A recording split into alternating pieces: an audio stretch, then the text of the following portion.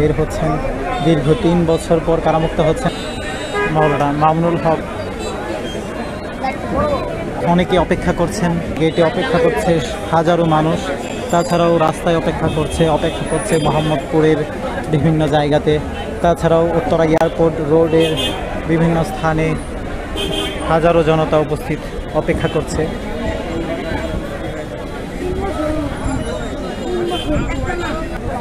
তো অনেকগুলো মামলা কাগজপত্রের ঝামেলা শেষ করে বের হওয়ার ক্ষেত্রে একটু লেট হচ্ছে। তাছাড়াও প্রশাসনের আরও বেশ কিছু কারণ রয়েছে। আমরা যতটুকু জানতে পেরেছি, বিশেষ করে একটু লেট করে মুক্তি দেওয়ার আরেকটা কারণ হলো যাতে রাস্তাঘাটে জ্যাম না লাগে।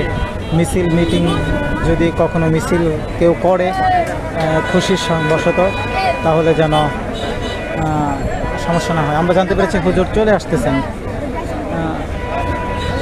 যাতে রাস্তাঘাটে যানবাহনের সমস্যা না হয় সেজন্য যতটুকু জানতে পেরেছি একটু দেরি করা হচ্ছে। হুজুর বের হচ্ছেন, আমরা সবাই তাকিয়ে থাকি। ইনশাল্লাহ হুজুর বের হচ্ছেন। সকলেই লাইভটি শেয়ার করি, আমরা এখনই দেখব। আল্লামা মামুনুল হক হাফিজাহুল্লাহ এক্ষুনি 1-2 মিনিটের মধ্যেই বের হয়ে আসবেন। আরও একটি গাড়ি ভিতরে প্রবেশ করছে। অল্প সময়ের মধ্যেই হুজুর বের হয়ে আসবেন। কোটি কোটি জনতার অপেক্ষার অবসান হচ্ছে আজ। আমাদের মাঝে ফিরে আসছেন শাইখুল হাদিস ইবনে শাইখুল হাদিস আল্লামা মামুনুল হক হাফিজাহুল্লাহ।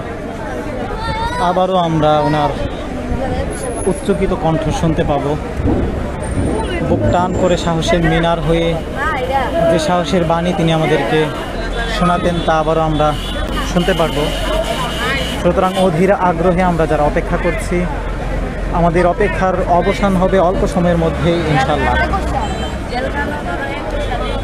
সারা বিশ্বের কোটি কোটি মানুষ অপেক্ষা করছে। আমরাও কারাগারের এই প্রধান গেটের সামনে থেকে অপেক্ষা করছি।